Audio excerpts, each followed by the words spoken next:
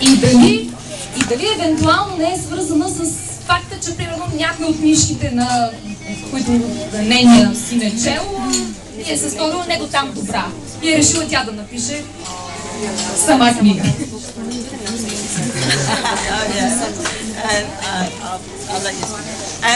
Hi everyone. I must remember not to talk too fast, but give you a chance to translate. So yes, thank you for coming, and it's great to be here in Bulgaria to talk about my book, and it's great to see so many happy smiley faces. Благодаря, че сте тук. Радвам се да съм в България и да мога да говоря за моята книга и се радвам да видя толкова щастливи усмихнати лица днес. And despite the very difficult question, because I think inspiration for a book doesn't come from one thing. It's lots of things come together, and not even two things, 3, 4, 5 things all come together, and suddenly, and it's not like, it's a gradual building up. And then for me,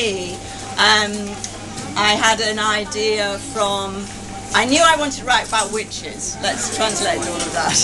Въпросът за вдъхновението е много труден и винаги вдъхновението не идва от едно място и от един източник, идва от 1, 2, от 3, от 4 различни места. То се натрупва, то се провокира непрекъснато. И това, което ме поведе в началото беше, аз знаех, че искам да пиша книга за вещици. So I knew, and I didn't know much about witches, but I know there were black witches and white witches. Не знаех много за вещиците, но знаех, че има бели и черни вещици. And black witches are the bad guys, and white witches are the good guys. И черните са лошите, а добрите са белите. So of course then I sort of thought, well, of course the obvious thing is, well, that can't really be true. Nobody's all good and nobody's all bad. And wouldn't it be much more fun to play around and actually maybe the white witches are the bad guys, but they think they're the good guys, and vice versa. Но това, разбира се, не беше интересно. Много по-интересно беше да се объркат малко нещата и да се каже не винаги бялото е добро и черното лошо. И реших така да направя героите, че белите да не са непременно добри, въпреки че те се мислят за добри, а черните съответно да не са абсолютно лоши. And to bring that, to be quite serious about it, one of the things that I'm interested in is, this is a story, it's a fantasy story, but it's set in the real world, and it's a war story. It's quite a serious issue. People are killing each other in this story, like they're killing each other in the real world. Това, което много сериозно ме вълнува и ме интересува, е, че всъщност книгата е измислена, тя е фентази жанр и е плод на въображение, но тя се базира на реалния живот и тя е за конфликт, за една война. Войните, както знаем, се случват и в действителността. Това са сериозни неща, хора умират. So one of the things I always wonder about is, you know, I watch the news a lot, and I know in Britain I'm told all the time that we're right, the British are always right. And of course then I think, well, I'm sure in other countries they're saying they're right as well, and you know, in each country around the world. So I just thought, well, that's the same thing is happening with the white witches. The white witches say they're right all the time, but actually the black witches, they say they're right all the time. И това е свързано с моя опит в Великобритания, където аз гледам телевизия и по телевизията винаги казват, ние Великобритания не сме прави, това, което ние правим е правилното нещо, обаче най-вероятно на другите по телевизиите им казват също, че те са прави, въпреки че те правят точно обратното. И се оказва, че нещата не са толкова прости и толкова очевидни. And so Nathan, the hero of the book, is caught in between. He doesn't know which side he belongs to. He doesn't know, he's half black witch and half white witch. Does he belong with the white witches? Does he belong with the black witches? All he's ever heard is bad things about the black witches. But we all have to agree, the black witches sound so much more fun. И това, което всъщност не е, че той попада между белите и черните вещици, че той непрекъснато чува, че едните са добри, другите лоши и най-вече чува колко са лоши черните вещици, но ние всички знаем, че на тях им е много по-забавно. So yeah, so that was my first point. I wanted to do witches, and I wanted to reflect this story. But one of the things I'm very keen on is war issues. I don't research which side of things, but I did a lot of research into war and to how it affects people's minds. And soldiers in Britain were coming back from Afghanistan and Iran and Iraq. And so I really wanted to reflect what happens to a soldier. And Nathan, he's only 17, but he's a soldier and he's killing people, his friends are dying. So I wanted to reflect that. A fantasy story, but there's some very difficult things in there.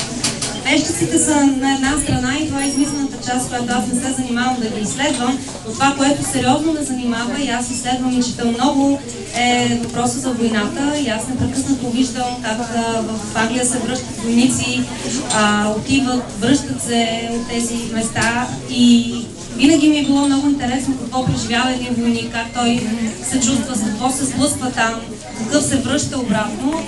И в този смисъл Нейтън е точно в такава ситуация на война, в която той участва.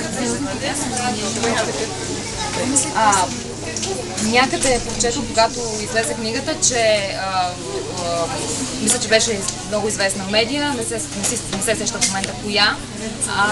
Казваше се, че полулош може да се определи като една наистина брилянтна алегория за расизма, любовта и съдбата. Съгласна ли си с това определение? Okay, gosh.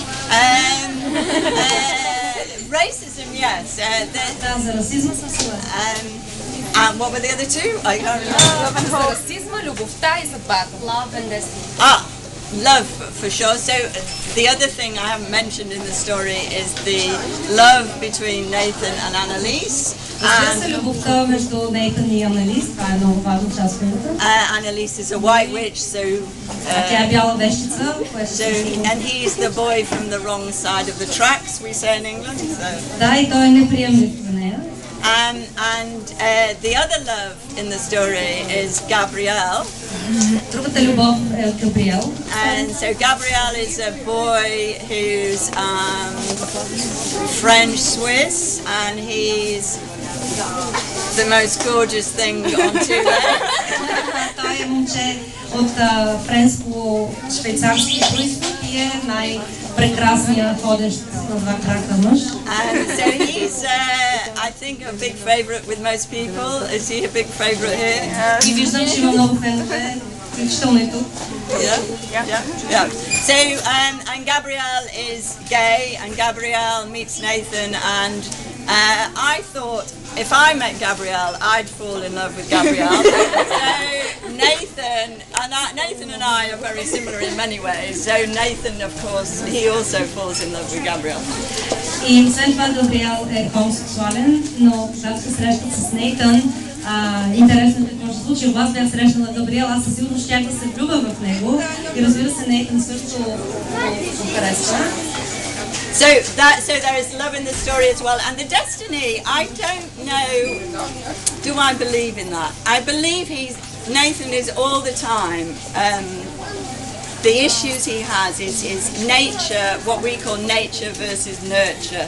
За съдбата не съм сигурна дали вярвам в нея, в това понятие, което ние казваме природата и възпитанието, образованието са двете неща, които оформят човека. So he's if only people had been nice to him and hadn't put him in a cage, hadn't treated him badly, he'd probably be a very nice guy. But they didn't do that to him. They treated him very badly indeed. The white witches treated him badly. И ако хората се държат добре с него, ако се бяха държали добре и да го слагат в клетки, сигурно той ще бъде едно много добро момче, но не се случи така, защото белите вещици го тероризират непрекъснато и затова той не е напълно добър. So his destiny was pulled by his mother was the white witch who gave him his softer side, and his father is the black witch that gives him his wilder side, and he's being pushed to the black witch side.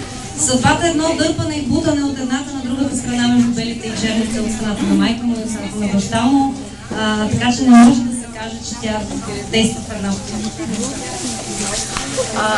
Сега си мисля, че втората част, в която Натан или Нейтън вече е пълноправен магьосник, там той владее това могъщество, което всъщност получава чрез баща си.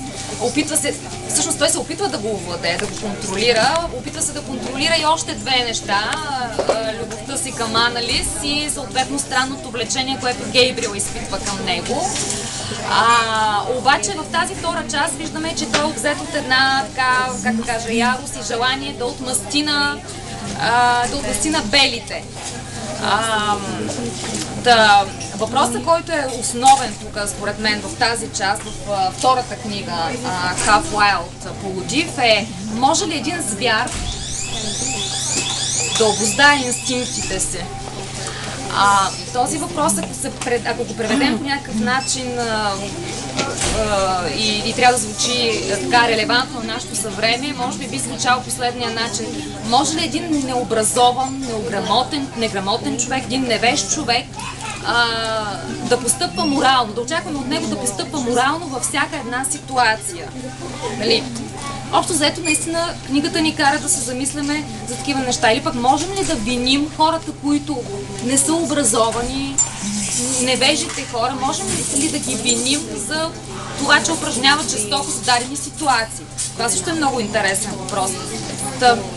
Моят въпрос всъщност беше, наистина, може ли един звяр според теб да обуздае инстинктите си? И от какво зависи това? Как е решен в книгата този въпрос и защо ти реши да дадеш точно този отговор? Има ли отговор всъщност?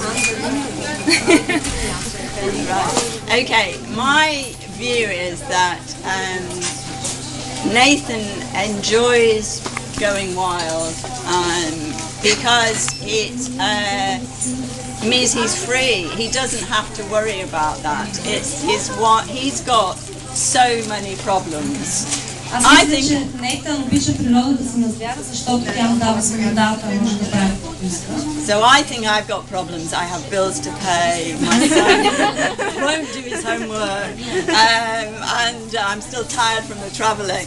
But Nathan's problems are much bigger than that. Аз мисля, че имам проблеми, трябва да плащам сметки, сина ми си написал домашното, уморена съм от пътуването, но проблемите на Нейтън са много по-големи от моите. He really doesn't know where his future lies. He knows whatever he does, there always seems to be problems. So for him, the magic, the power that he has is a huge escape. That's how I see it.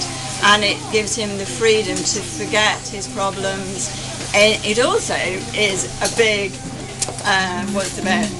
I don't know, when you're really good at something, he knows he's really good at this, and when you're really good at something, you just love doing it, don't you? You love being good at something, and he's great at controlling his magical, or he learns to be good at it. Нейтън е много объркан със своето бъдеще, той не знае какво го очаква и на къде да се насочи, и в магията той намира своето бягство от тази несигурност. Освен това, той е много добър в магията, това е нещо, в което той е най-добър. И чрез нея